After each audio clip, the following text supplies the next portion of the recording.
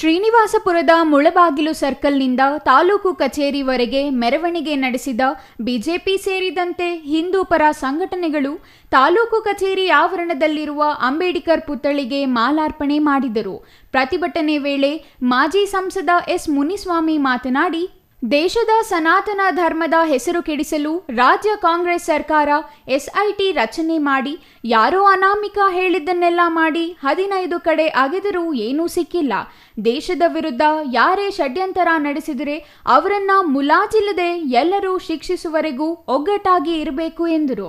ಅದಕ್ಕೋಸ್ಕರ ನಾನು ಸಂಬಂಧರು ಹೇಳ್ತಾ ಇದ್ರು, ಯಾವುದೋ ಒಂದು ಡೆಡ್ ಬಾಡಿ ನಾವು ಓದ್ಬಿಟ್ಟಿರ್ತೀವಿ, ಅದನ್ನ ತೆಗಿಬೇಕು, ನೋಡ್ಬೇಕು, ಏನೋ ಡೌಟ್ ಅಂತ ಹೇಳಿ ಪೊಲಿಟೇಷನ್ ಬಂದ್ರೆ ಅದು 4 ದಂಡಾಧಿಕಾರಿಗಳ ಹತ್ರ ಹೋಗಿ ಪರ್ಮಿಷನ್ ತಗೊಂಡು ನ್ಯಾಯಾಲಯ ಅವ್ರಿಗೆ ಇದ್ಕೊಟ್ಟು ಎಲ್ಲರನ್ನು ಪರ್ಮಿಷನ್ ತಗೊಂಡು ಡಾಕ್ಟರ್ಗಳು ಕರ್ಕೊಂಡು ಆಂಬುಲೆನ್ಸ್ ಕರ್ಕೊಂಡು ಅವ್ರನ್ನೆಲ್ಲ ಇನ್ವೆಸ್ಟಿಗೇಷನ್ ಇವ್ರನ್ನೆಲ್ಲರನ್ನು ಕರ್ಕೊಂಡೋಗಿ ಅಲ್ಲಿ ಅಗಿತಾರೆ.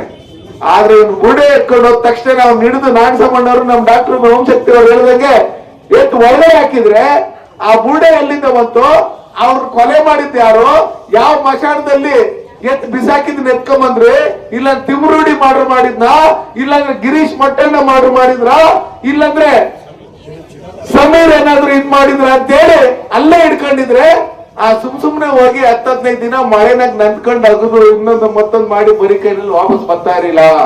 ಧರ್ಮಸ್ಥಳ ಕ್ಷೇತ್ರದ ಪಾವಿತ್ರತೆಯನ್ನು ಕೆಡಿಸಲು ಅನೇಕ ಸ್ವಯಂ ಬುದ್ಧಿಜೀವಿಗಳು ಅನೇಕ ನಾಟಕಗಳನ್ನು ಆಡಿದರೂ ಯಾವುದೂ ಫಲ ಸಿಗಲಿಲ್ಲ. ಮುಸುಕುದಾರಿಯೊಬ್ಬ ಬುರುಡೆ ಬಿಟ್ಟು ಜನರಿಗೆ ಕೆಲ ದಿನ ನಿದ್ದೆ ಕೆಡಿಸಿದ, ಆದರೂ ಫಲ ಸಿಕ್ಕಿಲ್ಲ. ವೀರೇಂದ್ರ ಹೆಗಡೆಯವರು ಗ್ರಾಮಾಭಿವೃದ್ಧಿ ಸಂಘಗಳ ಮೂಲಕ ರಾಜ್ಯದ 55 ಲಕ್ಷ ಗ್ರಾಮೀಣ ಮಹಿಳೆಯರಿಗೆ ಸ್ವಾವಲಂಬಿ ಜೀವನ ನಡೆಸಲು ಅನೇಕ ಯೋಜನೆಗಳನ್ನು ತಂದು ಗ್ರಾಮೀಣ ಭಾಗದ ಮಹಿಳೆಯರ ಬೆನ್ನಿಗೆ ನಿಂತು ಸಹಾಯ ಮಾಡುತ್ತಿರುವವರ ಮೇಲೆ ಇಲ್ಲಸಲ್ಲದ ತಪ್ಪು ಕಲ್ಪನೆ ಕಲ್ಪಿಸಿರುವುದು ಸರಿಯಲ್ಲ ಎಂದರು. ಈ ಘಟನೆಯನ್ನು ಎಸ್ಐಟಿ ಬಿಟ್ಟು ಎನ್ಐಎಗೆ ವಹಿಸಬೇಕೆಂದು ಒತ್ತಾಯಿಸಿದರು. ಮಾಜಿ ಎಂಎಲ್ಸಿ ವೈ.ಎ. ನಾರಾಯಣಸ್ವಾಮಿ ಮಾತನಾಡಿ, ಹಿಂದೂ ಧರ್ಮದಲ್ಲಿ ಹಿಂಸೆ ಕೊಡುವುದಕ್ಕೆ ಹೋಗುವುದಿಲ್ಲ.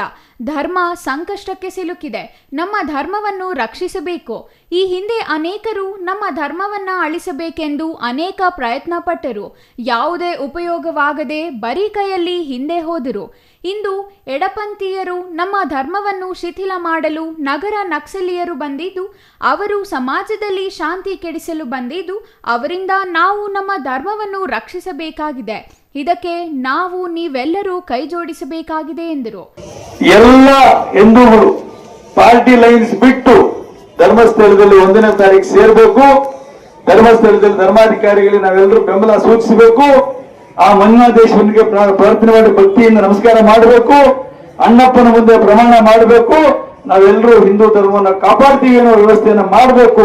ಇನ್ನು ಯಾರು ಸಮಾಜದಲ್ಲಿ ಶಾಂತಿ ಕದಡಲು ಬಂದವರನ್ನ ಶಿಕ್ಷಿಸಲು ಪ್ರಕರಣವನ್ನು ಎನ್ಐಎಗೆ ವಹಿಸಬೇಕೆಂದು ಒತ್ತಾಯಿಸಿದರು. ಧರ್ಮಸ್ಥಳದ ವಿರುದ್ಧ ನಡೆದಿರುವ ಷಡ್ಯಂತರವನ್ನು ವಿರೋಧಿಸಿ ಮುಳಬಾಗಿಲು ವೃತ್ತದಿಂದ ತಹಸೀಲ್ದಾರ್ ಕಚೇರಿವರೆಗೂ ಕಾಲು ನಡಿಗೆಯ ಮೂಲಕ ತೆರಳಿ ಮನವಿ ಸಲ್ಲಿಸಿದರು. Chandrashekar, CTV news, Srinivaspur.